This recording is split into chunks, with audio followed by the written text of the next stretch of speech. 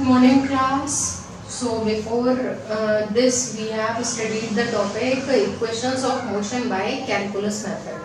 So all four equations we have derived by calculus method and some of the numericals also you have practiced related to equations of motion.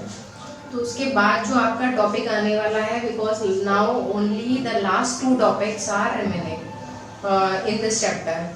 तो equations of motion के बाद में और motion under gravity के जो numericals थे वो भी लगभग फिनिश हो गए हैं. तो उसके बाद में आपका जो टॉपिक आएगा दैट विल बी ग्राफ्स, जो ग्राफिकल रिप्रेजेंटेशन ऑफ मोशन था जो जैसे आपने 9th में किया था और उस पर बेस्ड न्यूमेरिकल्स हैं. और last topic will be relative velocity. तो इसके बाद आपका जो चैप्टर 1 है motion in a straight line kinematics का चैप्टर 1 फिनिश हो जाएगा and one more chapter motion in a plane will be left. Okay, तो यहाँ पर अब now after motion under gravity the next topic is graphical representation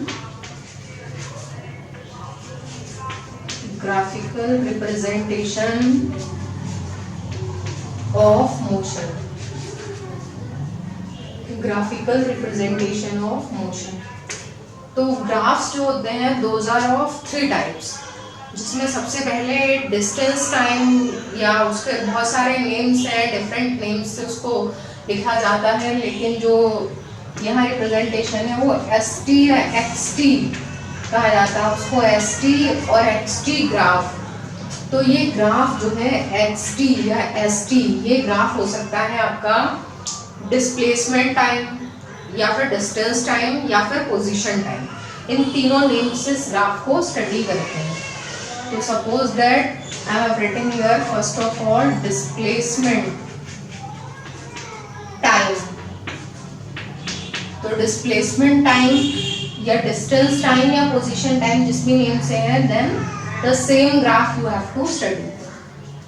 तो this I have written here. ऐसे ही आपको भी नोट करना है. सबसे पहले ग्राफिकल रिप्रेजेंटेशन ऑफ मोशन, उसके बाद डिस्प्लेसमेंट के ब्रैकेट में आप डिस्टेंस या पोजीशन भी लिख लें then it will be better. Distance और पोजीशन इन नेम से भी हो सकता है ये ग्राफ. और उसके ब्रैकेट में आपको लिख लेना है ST और XT. S सिंबल जो है वो डिस्टेंस या डिस्प्लेसमेंट का होता है और X सिंबल यूज करते हैं पोजीशन के लिए. तो ये जो भी ग्राफ है तो then only the same graph you have to make. अब इसके कितने सारे टाइप्स होते हैं. तो सबसे पहले ये वाला जो ग्राफ होता है इसमें आपको पता है जो भी हम ग्राफ प्लॉट करते हैं उनमें we have the need of 2 axes. One vertical axis जो होती है इसमें ये वाली, इस एक्सेस को डिस्प्लेसमेंट या हमने डिस्टेंस या पोजीशन जो भी नेम दिया है वो वर्टिकल एक्सेस होती है. और जितने भी आप ग्राफ्स बनाएंगे उन सारे ग्राफ्स में जो हॉरिजॉन्टल वाली एक्सेस होगी जो X एक्सेस ली जाती है that will be of time. तो हमेशा ये टाइम एक्सेस होगी और ये वाली अदर एक्सेस होगी, चाहे वेलोसिटी हो, डिस्प्लेसमेंट हो या एक्सेलरेशन हो. This would be the origin. Okay, तो सबसे पहले ग्राफ को आपको इस तरीके से बनाना है. यही आपका ग्राफ कहलाएगा डिस्प्लेसमेंट टाइम या डिस्टेंस टाइम या पोजीशन टाइम का. ये वाली एक्सेस का ध्यान रखना है कि y एक्सेस जो है उसमें अदर जो भी क्वांटिटी है वो रिप्रेजेंट होगी. यहाँ पर आपको टाइम को रिप्रेजेंट करना है. Next thing how to make the graph. तो ग्राफ्स जितने भी आप बनाएंगे उसके लिए you have to use the graph paper. Okay, तो आप जब ये हेडिंग लिखेंगे उसमें जो थ्योरी लिखनी है वो तो एज इट इज लिखेंगे जैसे लिखी जाती है.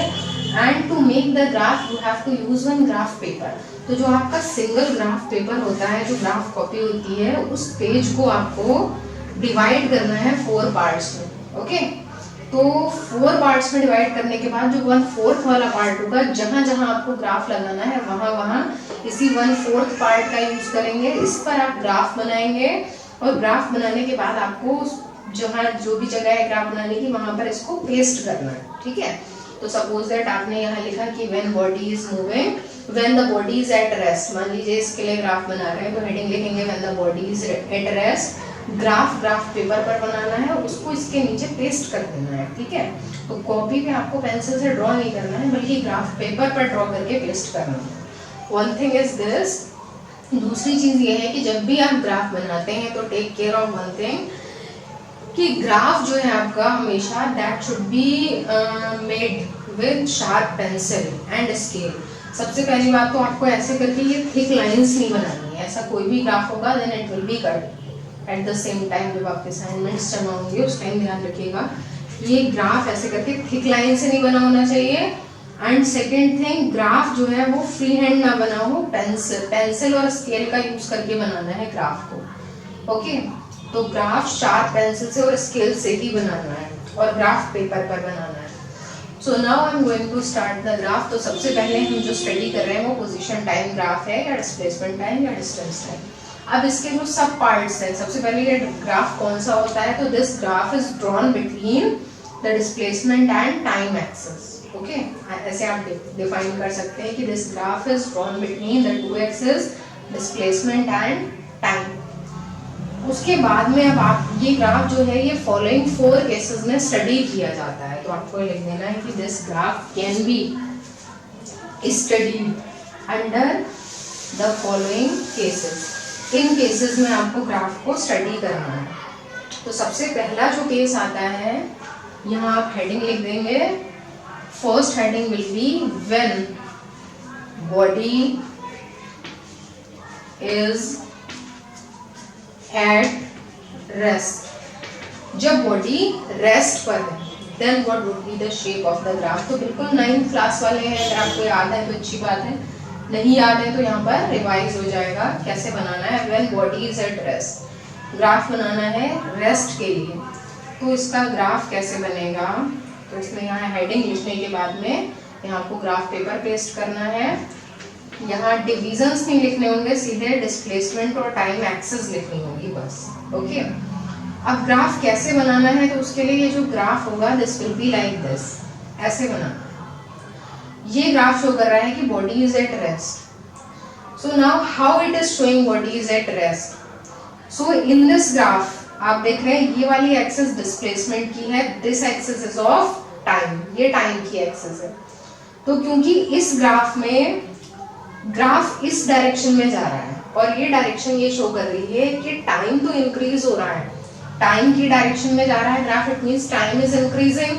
लेकिन ग्राफ का कोई भी पोर्शन इस डायरेक्शन में नहीं जा रहा है। तो जहां से ग्राफ स्टार्ट हुआ जो भी बॉडी का डिस्प्लेसमेंट था वही डिस्प्लेसमेंट मेंटेन है और ग्राफ ऊपर नहीं जा रहा है, हॉरिजॉन्टल डायरेक्शन में जा रहा है। तो जब डिस्प्लेसमेंट वाली डायरेक्शन में कोई चेंज ही नहीं है, डिस्प्लेसमेंट हो या डिस्टेंस हो या पोजीशन हो, उसमें कोई भी चेंज नहीं हो रहा है। और किस डायरेक्शन में चेंज हो रहा है, टाइम वाली डायरेक्शन में। तो आपको याद होगी रेस्ट की डेफिनेशन कि when a body does not change its position with time. अगर टाइम के साथ बॉडी अपनी पोजीशन चेंज नहीं कर रही है then it is at rest. तो यहाँ पर ये जो ग्राफ है this is showing that the body is at rest. तो एक तो आपको यहाँ पर ग्राफ बनाना है इस तरीके से, दूसरा आपको नीचे थोड़ा सा एक्सप्लेन कर देना है। क्या एक्सप्लेन करना है आपको कि ये ग्राफ का जो शेप है इसको क्या बोलते हैं, किस टाइप का ग्राफ है। तो यहाँ पर आप बता देंगे कि this is the graph, graph is a straight line parallel to time axis. This graph is a straight line. एक तो ये स्ट्रेट लाइन है और स्ट्रेट लाइन किसी भी डायरेक्शन में हो सकती है, तो उसको प्रॉपर्ली एक्सप्लेन करने के लिए बताना होगा। स्ट्रेट लाइन जो है वो कैसी है, टाइम एक्सिस के पैरेलल है, टाइम एक्सिस की डायरेक्शन में है। तो यहाँ पर आप ग्राफ बनाने के बाद में लिख देंगे कि in this graph the body is at rest and graph is a straight line parallel to time axis. इतना ही आपको यहाँ पर शो करना है। ओके, अब क्वेश्चन कैसे आ सकता है, तो क्वेश्चन या तो ऐसे आएगा कि make a displacement time graph when body is at rest. तो अगर ये क्वेश्चन है तो क्लियर कर रखा है कि कौन सा ग्राफ बनाना है, डिस्प्लेसमेंट टाइम किस कंडीशन में बनाना है, जब बॉडी रेस्ट पे है तो आपको सीधा ग्राफ शो कर देना है। और अगर क्वेश्चन ये आता है कि ये ग्राफ दे रखा है और लिखा है कि explain what the graph is showing, तो ये ग्राफ देख के आपको पहले देखना है कौन सी एक्सिस के बीच में है और फिर ये बता देना है कि ये जो ग्राफ बना हुआ है ये क्या शो कर रहा है। या फिर ये पूछ सकते हैं कि what is the nature of displacement time graph when body is at rest. क्या नेचर होता है, नेचर का मतलब है आपको शेप बताना है कि graph is a straight line parallel to time axis. तो इतने सारे और इस टाइप के क्वेश्चन इसमें आ सकते हैं, तो आपको उसी के अकॉर्डिंग उसको डिफाइन करना होगा। ठीक है, तो ये ग्राफ था आपका पहला कि when body is at rest. अब आपको यहाँ पर दूसरा ग्राफ बनाना है। अभी सारे जो है वो डिस्प्लेसमेंट टाइम या पोजीशन टाइम ही चल रहे हैं, और दूसरा ग्राफ जो है वो इस शेप का होता है, और उसके लिए हेडिंग लिख देंगे when body is moving, when body is moving with uniform speed word भी यूज कर सकते हैं और यूनिफॉर्म मोशन भी यूज कर सकते हैं। When body is moving with uniform speed और यूनिफॉर्म मोशन। तो हर एक ग्राफ, चाहे आप डिस्प्लेसमेंट टाइम बनाए, वेलोसिटी टाइम बनाए या फिर एक्सेलरेशन टाइम बनाए, हर एक ग्राफ में एक तो आपको ऐसा वाला शेप मिलेगा कि ग्राफ अगर पैरेलल टू टाइम एक्सिस है तो क्या शो कर रहा है, दूसरा आपको ये वाला शेप मिलेगा, एक्सिस वही रहेंगी, डिस्प्लेसमेंट टाइम शो क्या कर रहा है, उसके लिए ग्राफ का शेप देखना होगा। ग्राफ इस तरह का है, ठीक है। तो एक तो ग्राफ ऐसा शेप का बन सकता है, एक ऐसा। अब ये जो ग्राफ है इसका शेप यानी कि नेचर ऑफ द ग्राफ कैसा है, तो इसमें ग्राफ फिर से स्ट्रेट लाइन है, जैसा कि आपने यहाँ बताया था कि graph is a straight line parallel to time axis, लेकिन ये स्ट्रेट लाइन कैसी है, incline to time axis. Inclination का मतलब एंगल बना रहा है टाइम एक्सिस के साथ में, किसी पर्टिकुलर एंगल से इंक्लाइंड है, मींस झुकी हुई है ये लाइन। तो this graph is a straight line inclined to time axis. इसमें शेप या नेचर में आपको ये बताना है। तो ये ग्राफ जो है यूनिफॉर्म स्पीड या यूनिफॉर्म मोशन कैसे शो कर रहा है, तो जैसा कि इस ग्राफ में क्लियर है कि ग्राफ में जैसे जैसे डिस्प्लेसमेंट चेंज हो रहा है वैसे वैसे टाइम चेंज हो रहा है, तभी दोनों में जो इक्वल इंक्रीज है उससे जो पॉइंट्स बनेंगे वो इस तरीके के होंगे। ये ग्राफ का शेप ऐसा है जैसे आपने V और I वोल्टेज करंट ग्राफ बनाया था व्हेन रेजिस्टेंस इज कांस्टेंट, उस केस के जैसा ग्राफ है। तो वहां भी इक्वल चेंज होता है अगर डायरेक्टली प्रोपोर्शनल वाली सिचुएशन होती है, इस तरह का दे रखा है अगर कि displacement is directly proportional to time, दोनों में चेंजेस कैसे हैं, इक्वल। तो ग्राफ का शेप इस तरीके का होता है। तो यहाँ आपको हेडिंग लिखना है दिस, उसके बाद आपको एक ऐसा ग्राफ बनाना है और फिर नीचे लिख देना है कि this graph is showing uniform speed और uniform motion and this graph is a straight line inclined to time axis. Okay, तो जैसा आपको याद है यूनिफॉर्म मोशन या यूनिफॉर्म स्पीड की डेफिनेशन क्या होती है कि when a body covers equal distances in equal intervals of time। तो equal distance कवर कर रही है बॉडी equal time में, तो इसका मतलब कि ये जो ग्राफ होगा वो इस तरीके का होगा और ये यूनिफॉर्म स्पीड या यूनिफॉर्म मोशन को शो करे। तो दूसरा शेप जो है ग्राफ का वो इस तरीके का होता है। अब जो थर्ड शेप होता है वो जो है गिवन ये वाला, इसका अपोजिट होता है, उसमें लिखा है body is moving with uniform speed या यूनिफॉर्म मोशन, वो इसका अपोजिट होता है। वहां क्या होता है कि body is moving with non uniform speed, यानी कि वेरिएबल स्पीड से मूव कर रही है, उसकी स्पीड लगातार बदल रही है और जो मोशन है वो नॉन यूनिफॉर्म मोशन है। तो उसके लिए आपको वही हेडिंग जैसे भी लिखा था, तो यहाँ पर non uniform motion complete heading लिखेंगे आप कि when a body is moving with variable speed, body is moving with variable speed और नॉन यूनिफॉर्म मोशन। तो हेडिंग आपका ये आ जाएगा। ग्राफ का जो शेप होगा that will be like this, या तो ग्राफ इस तरीके का होगा कर्व, या दूसरा कर्व भी हो सकता है, दोनों जो है वो आप एक साथ ही बनाएंगे। Graph will be of this type. और ये सबसे इंपॉर्टेंट है कि आप यहाँ एक्सिस पे नाम लिखें, क्योंकि अगर एक्सिस पे नाम नहीं लिखे हैं तो क्लियर नहीं होगा कि डिस्प्लेसमेंट टाइम है, वेलोसिटी टाइम है या फिर एक्सेलरेशन टाइम ग्राफ है। तो here in this graph it is clear कि डिस्प्लेसमेंट और टाइम दोनों चेंज तो हो रहे हैं, दोनों ही चेंज हो रहे हैं, बट दोनों में जो चेंजेस हैं वो अनइक्वल है। तो डेफिनेशन जो नॉन यूनिफॉर्म मोशन की होती है वो डेफिनेशन थी कि when a body covers unequal distances in equal intervals of time. तो डिस्टेंसेस जो कवर हो रही है वो अनइक्वल है लेकिन टाइम इंटरवल इक्वल है। नॉन यूनिफॉर्म मोशन या वेरिएबल स्पीड की डेफिनेशन को ओबे कर रहा है। तो इसमें ग्राफ का जो ये शेप है कर्व, अगर इस तरीके का बना है तो ये कर्व क्या शो कर रहा है, तो ये कर्व का जो कर्व वाला पोर्शन है टाइम की एक्सिस में ज्यादा है, मतलब टाइम जो है वो ज्यादा इंक्रीज हो रहा है इन कंपैरिजन टू डिस्टेंस।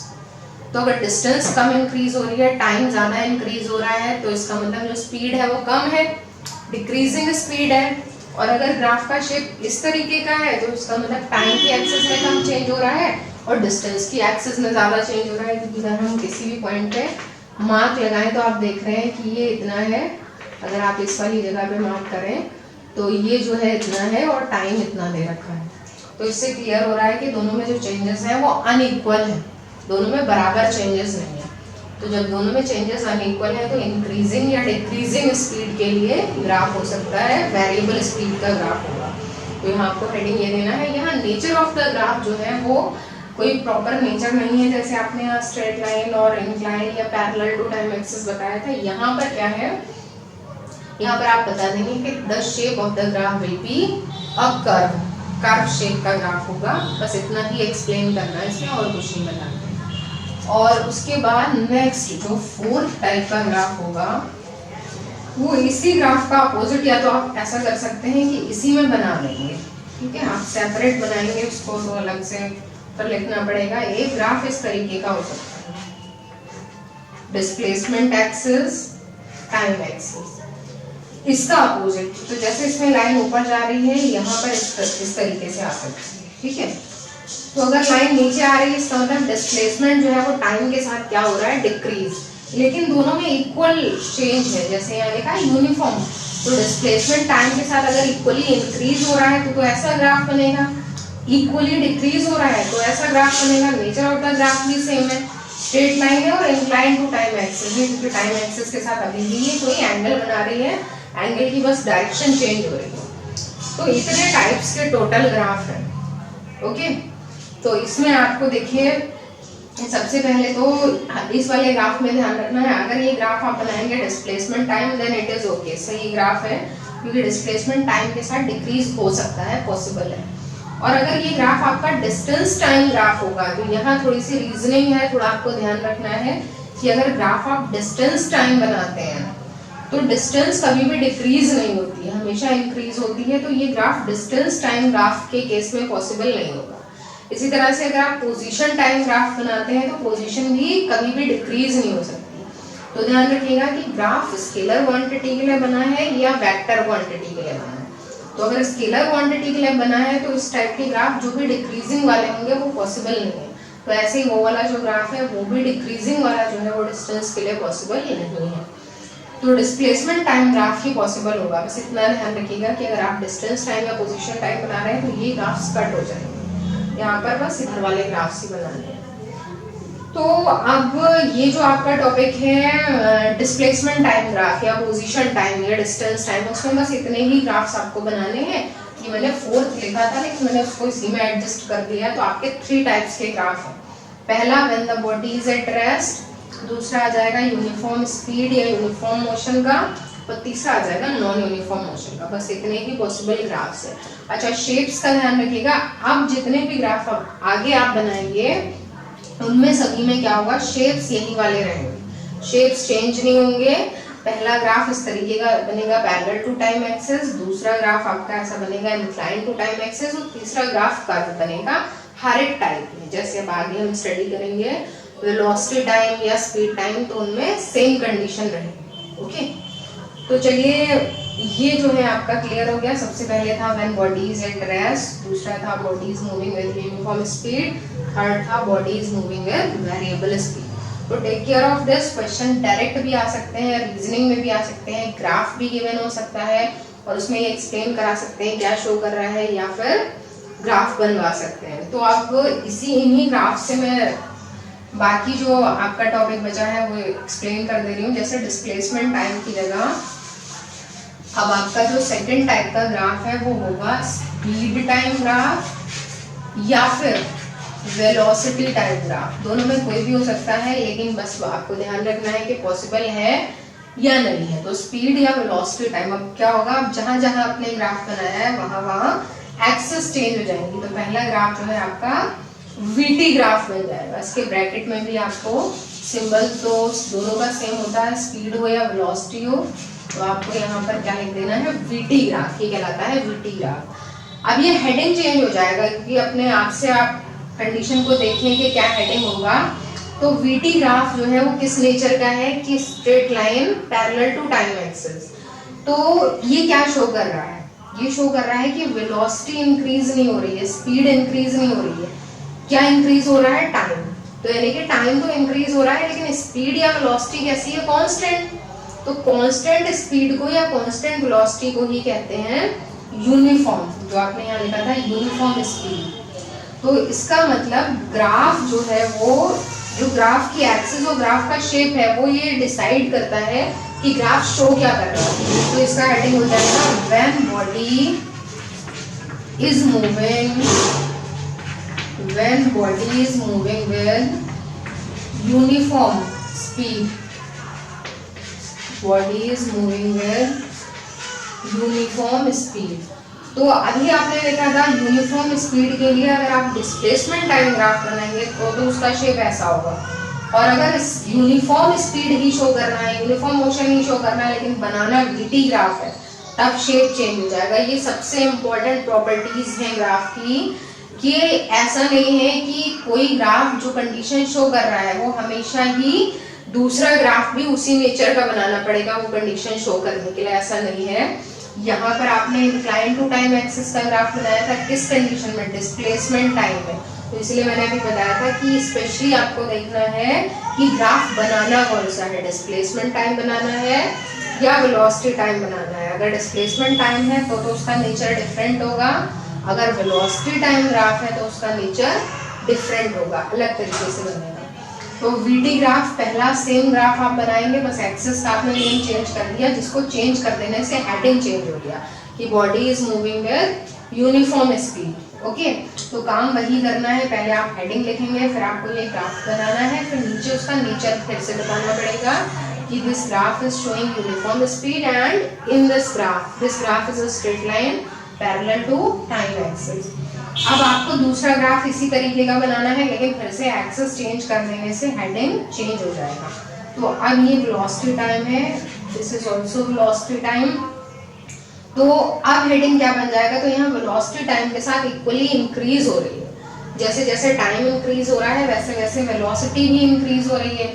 तो ऐसा कहाँ होता है, तो आपने डेफिनेशन पढ़ी है कि rate of change of velocity with time, जब वेलोसिटी टाइम के साथ चेंज होती है इक्वली तो आप उसको क्या बोलते हैं, इट इज कॉल्ड एक्सेलरेशन। तो इसका मतलब ये क्या शो कर रहा है, when body is moving with, अब ये बन जाएगा आपका यूनिफॉर्म एक्सेलरेशन। पहले ये यूनिफॉर्म स्पीड थी और अब ये क्या शो कर रहा है, यूनिफॉर्म एक्सेलरेशन शो कर रहा है। ठीक है, तो वीटी ग्राफ यानी कि अगर ये स्पीड टाइम ग्राफ है तो ये पॉसिबल है, और अगर ये वेलोसिटी टाइम ग्राफ है तब भी ये पॉसिबल है, लेकिन ये वाला ग्राफ जो है ये सिर्फ वेलोसिटी टाइम ही पॉसिबल है, क्योंकि स्पीड जो है वो टाइम के साथ में डिक्रीज नहीं होती है। तो अगर स्पीड टाइम ग्राफ बनाना है तो ऐसा ग्राफ अगर बनकर आ जाता है, मान लीजिए क्वेश्चन में या ऑप्शन में ले रखा है, यहाँ लिखा है स्पीड टाइम ग्राफ, तो पूछा जा रहा है कि what this graph is showing, तो आपको आंसर में ये नहीं लिखना है कि speed is decreasing with time, क्योंकि डिस्टेंस डिक्रीज होगी उसका मतलब ये होगा। तो यहाँ पर आपको बताना है कि this graph is not possible. ध्यान रखिएगा, जो डिक्रीज होती है वो वेलोसिटी होती है, भले ही स्पीड वर्ड यूज कर लिया जाए but that is not correct. तो यहाँ पर यूनिफॉर्म एक्सेलरेशन का ग्राफ जो है वो इस तरह का है। अगर ये वाला ग्राफ बना है तो उसको आप यूनिफॉर्म रिटार्डेशन भी बोल सकते हैं, क्योंकि एक्सेलरेशन जब नेगेटिव डायरेक्शन में होता है then it is called retardation. Okay, फिर आपको यहाँ पर तीसरा ग्राफ बनाना है, तीसरा ग्राफ इसी टाइप का बनेगा। यहाँ फिर से आपको एक्सिस चेंज कर देना है, वीटी, ये वाली एक्सिस भी वीटी हो जाएगी, और नॉन यूनिफॉर्म मोशन या क्या वर्ड यूज करेंगे तो आपको पता है, आपको यूज करना है नॉन यूनिफॉर्म या वेरिएबल एक्सेलरेशन। ये ग्राफ किसके लिए बनेगा, नॉन यूनिफॉर्म या फिर अदर वर्ड यूज करेंगे वेरिएबल, नॉन यूनिफॉर्म और वेरिएबल एक्सेलरेशन, नॉन यूनिफॉर्म और वेरिएबल एक्सेलरेशन।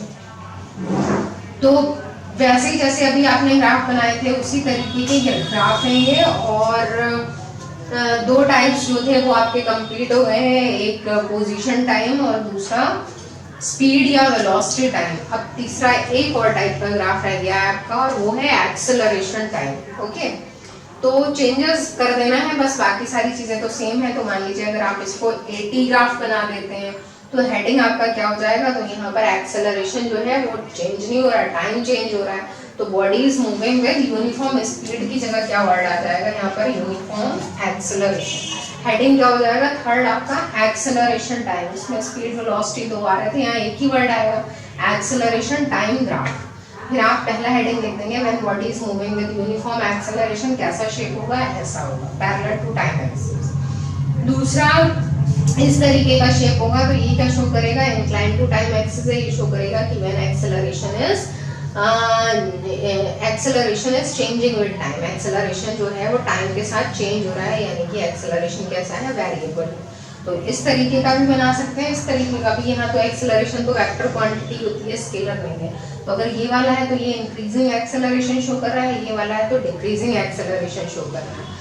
वो वाला जो है वो यहाँ तो एक्सेलरेशन टाइम के साथ इक्वली चेंज हो रहा है, वहाँ लिख देंगे कि acceleration is changing unequally with time, time के साथ में अगर अनइक्वल चेंज है तो आपका ग्राफ जो है वो उस तरीके का बनेगा। तो इतने टाइप्स के आपके ग्राफ हैं, ये आपको स्टडी करने हैं, ये सारे ग्राफ्स आपको बनाने हैं। तो एक आइडिया ले लीजिए कि कितने ग्राफ पेपर्स का आपको यूज़ करना है, पेंसिल स्केल से बनाना है, शार्प पेंसिल का यूज़ करना है, और ये पूरा वर्क कंप्लीट करने में आपको टाइम लगेगा। तो इसलिए आज इस टर्न में सिर्फ ग्राफ्स ही करे हैं मैंने कवर। वैसे मैंने सोचा ये था कि आगे वाले टॉपिक्स भी हो जाते हैं, लेकिन चलिए स्लोली अगर वर्क करेंगे, आप पे बहुत ज़्यादा बर्डन ना हो, then it will be good. तो आप ग्राफ्स बनाइए बस, और ग्राफ्स के बाद में आपको फिर ग्राफ के न्यूमेरिकल्स और जो रिलेटिव वेलोसिटी टॉपिक है वो कराते हैं। ओके, तो now you can note it down कि जो पिक्चर्स आपको बनानी है, do this. Okay, thank you.